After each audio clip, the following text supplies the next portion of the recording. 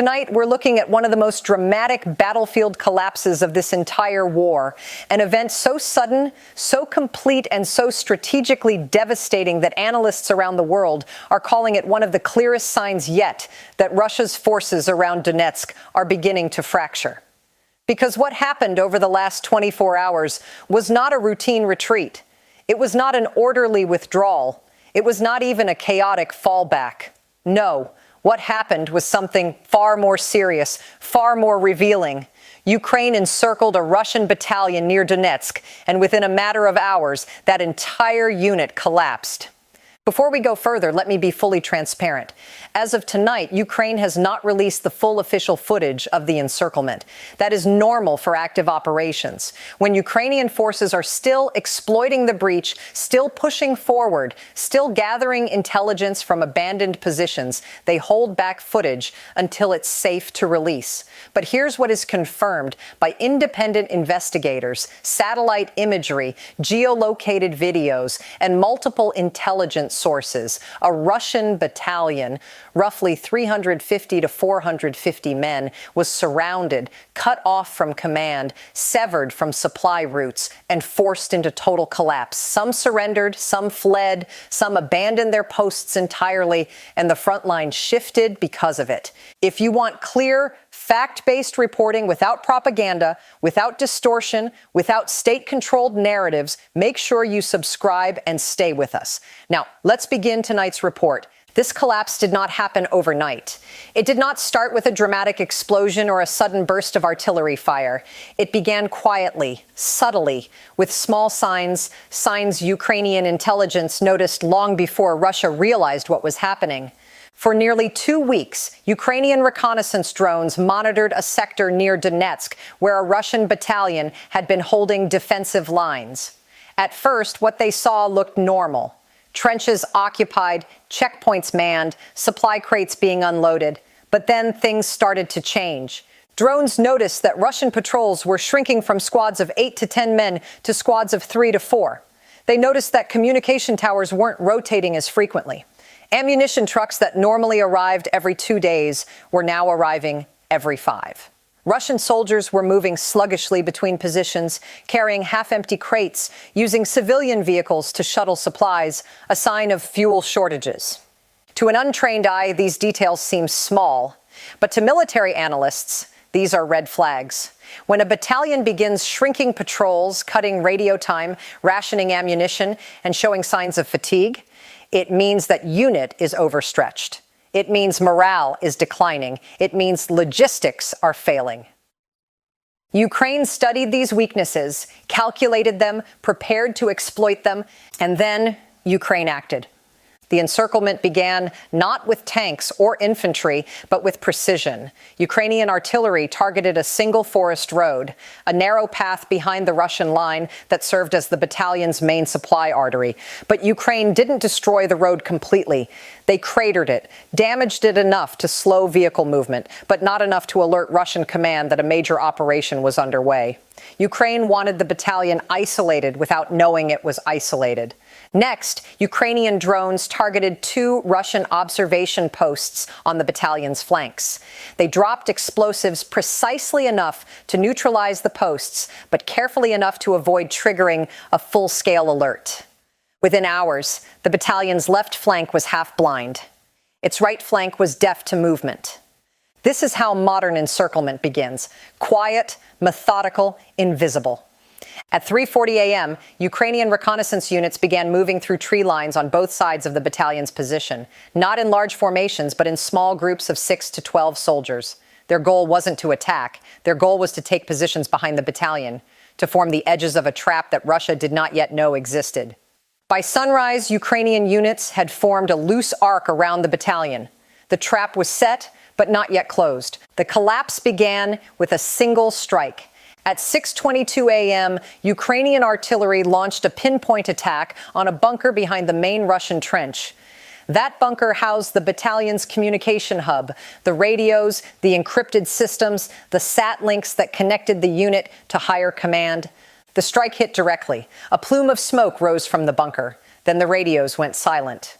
We know this because intercepted Russian communications captured the chaos One soldier screaming, "Command, do you copy? Do you copy?" Another voice responding, "We have lost all channels." A third voice shouting, "Who is in charge now? Who is giving orders?" And then silence. That was the moment the battalion died. Not when soldiers fell, not when trenches were overrun, but when communication collapsed. A unit without communication is a unit without eyes, without ears, without leadership, without direction. Commanders could not contact their officers. Officers could not contact their platoons. Platoons could not request ammunition, reinforcements, or evacuation. Russian soldiers were left standing in trenches, blind to what was happening behind them. Meanwhile, Ukrainian forces advanced faster than Russia understood. Assault groups moved in from both flanks. Ukrainian anti-armor teams positioned themselves along potential escape routes. Sniper teams established overwatch positions. Drones hovered overhead, marking every Russian movement, every attempt to regroup, every soldier trying to flee. The battalion was now fully encircled, but still unaware that escape was no longer possible. By 8 a.m., panic spread. Some soldiers without orders tried to retreat north, only to run directly into Ukrainian positions. Others stayed in their trenches, shouting into dead radios, waiting for reinforcements that would never come. Some tried to run across open fields. Ukrainian drones tracked them instantly. At 8:46 a.m., a Russian armored vehicle attempted to break out of the encirclement. It was hit by a drone. Within minutes, its crew abandoned it and ran, only to be captured. By 9:15 a.m., the encirclement was complete in every direction. Ukrainian forces swept through abandoned fortifications. They found rifles tossed aside, maps left behind, medical kits unopened. Positions that should have been defended turned into empty holes in the ground. The collapse was total. Videos from the scene show Russian soldiers surrendering with their hands raised. Ukrainian soldiers escorting groups of prisoners out of trenches. Drones circling over stunned Russian troops huddled together, unsure of what to do. By noon, Ukrainian forces controlled the entire sector, not by grinding down the enemy over weeks, but by collapsing them in hours. Now, let's step back and examine why this collapse happened, because encirclements of this scale are rare in modern warfare. Russia has more men. Russia has more artillery. Russia has more tanks. Yet Ukraine, smaller, outgunned, outmanned, achieved a strategic encirclement that shattered an entire battalion. How? Because Russia's weaknesses aligned perfectly with Ukraine's strengths. First, Russian morale in the area was collapsing. Soldiers had been complaining for weeks about lack of ammunition, food shortages, poor leadership, and exhausted rotations. Second, Russian command was overloaded. Officers were managing too many sectors with too few resources. That leads to mistakes. And one mistake in this case was failing to reinforce the battalion before it became isolated. Third, Russian logistics were failing. Fuel shortages, damaged supply routes, ammunition delays, poor vehicle maintenance. All of this weakened the unit's cohesion. Fourth, Russia underestimated Ukraine. They thought Ukraine was exhausted. They thought Ukraine lacked the manpower for maneuver operations. They thought Ukraine had shifted entirely to defensive posture. They were wrong. Fifth, Ukraine's intelligence was excellent. Drones provided real-time surveillance. Artillery was precise. Electronic warfare cut communications. Recon units moved quietly. Every step was coordinated. Sixth, Ukraine executed a modern encirclement, not with tanks, but with drones, small infantry units, and communication warfare. This is the future of combat. This is maneuver warfare 2.0. And tonight, Russia suffered one of its biggest failures because of it. Now let's turn to the political impact, because the Kremlin is reeling from this collapse. Russian military bloggers, who usually support the war, are furious. Some are calling this the worst leadership failure since Lyman. Others say the battalion was abandoned by higher command. Others blame shortages, corruption, or incompetence. One blogger wrote, "This was not a battle. This was a slaughter caused by failure at every level." Another wrote, "Commanders should be court-martialed for this embarrassment." A third, "If Ukraine is encircling battalions now, our entire Donetsk front is at risk." This collapse is a political nightmare for Moscow. Inside the Kremlin, generals are blaming each other. Commanders are scrambling to explain why the battalion wasn't reinforced.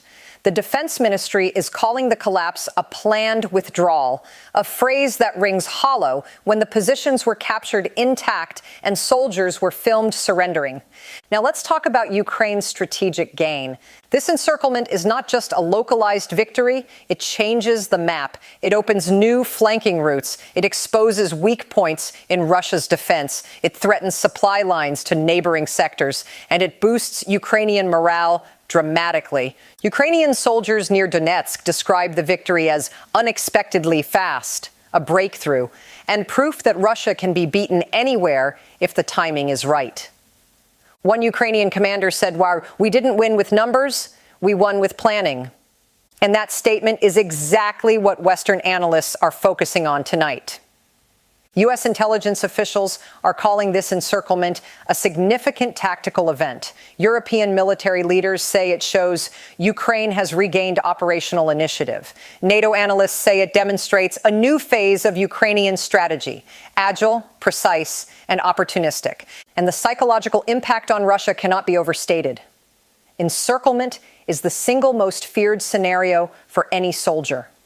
The fear that you cannot retreat. The fear that you are cut off, the fear that death or surrender is the only outcome. Fear destroys armies from the inside. Tonight, that fear is spreading across Russian trenches near Donetsk. Soldiers in neighboring units are asking, are we next? Will command abandon us too? Are we surrounded and just not told yet? These questions lead to hesitation. Hesitation leads to retreat. Retreat leads to collapse. That is why tonight feels like a turning point near Donetsk. Not because the territory gained is enormous, but because the psychological damage inflicted is enormous. Encirclements break armies, and tonight Ukraine broke one.